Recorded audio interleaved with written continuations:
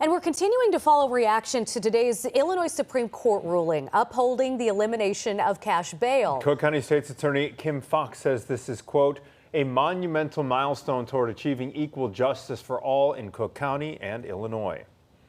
The fact of the matter is, out of 102 state's attorneys, there were only 2 who said that this was the right thing to do. In doing so, in a political climate that made it uncomfortable, in a political climate that was rooted in language that was, as a prosecutor, one was ashamed of, this moment, standing on the right side of history, is one that in my tenure as state's attorney, I am significantly proud. Lake County State's Attorney Erica Reinhardt was the second voice of support. Political reporter Scott Schneider has him on the line right now. Scott? Yeah, Attorney Reinhardt, thank you so much for joining me. I want to get your initial reaction to today's Supreme Court ruling. Well, it's good news. It's going to make Illinois safer. We're going to be able to focus on holding violent criminals and protecting victims. Every major victims' rights group supports this. I think that's a point that the opponents have never responded to.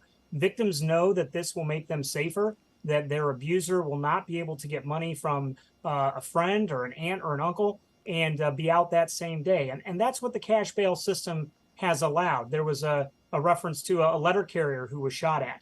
Under the current system, when that person is arrested, he or she will be able to post cash and then they will be out. People think that when we talk about ending cash bail that we're ending pretrial detention, and I really want to emphasize this. This is a new detention system that will still detain offenders prior to trial, but they won't be able to use money.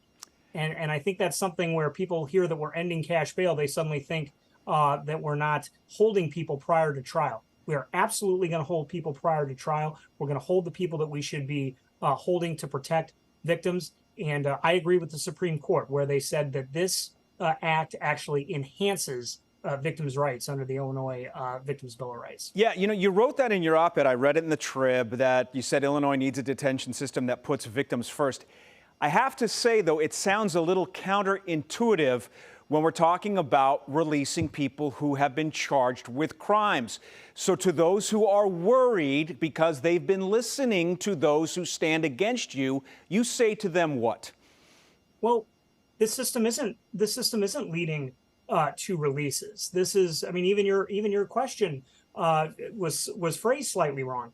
When a domestic abuser is arrested on September 18th, a prosecutor and a judge will be able to make an argument, or I guess the prosecutor will make the argument to the judge that that domestic abuser should not be able to be released awaiting trial. This has never been a reform that is suddenly releasing people. This has never been a reform that is slowly releasing people. This is a reform that lets prosecutors and judges find the individuals who are a risk to the community, and they file a detention petition. The prosecutors file that, and if a judge believes that somebody is a risk to the community, then they can be held awaiting trial without anyone worrying about whether somebody finds money from a family member or from an accomplice. Okay. And so the cash system has always had that uncertainty to it, that people can get money from other people, that they can get money. We're almost out of time. We're almost out of time. Yeah. I hate to cut you off, but yeah. I spoke with John Curran.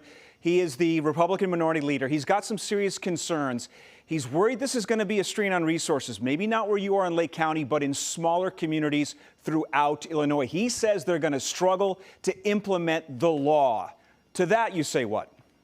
Well, I think one of the good changes that came in the last round was there are more remote proceedings that are allowed. Remote proceedings were expediting things and making things more efficient for our law enforcement partners, and more remote proceedings are allowed. And I think that people will have to just change their priorities and focus on these more violent cases, which is what all of us would want. Prosecutors, judges, clerks, defense attorneys need to be focusing on these cases in which we have violent offenders, and that will naturally move the prioritization towards those cases. And nonviolent offenders who haven't broken any rules will be out, and we will deal with their cases. But the violent the cases involving violent offenders will be dealt with first because they are the ones in custody.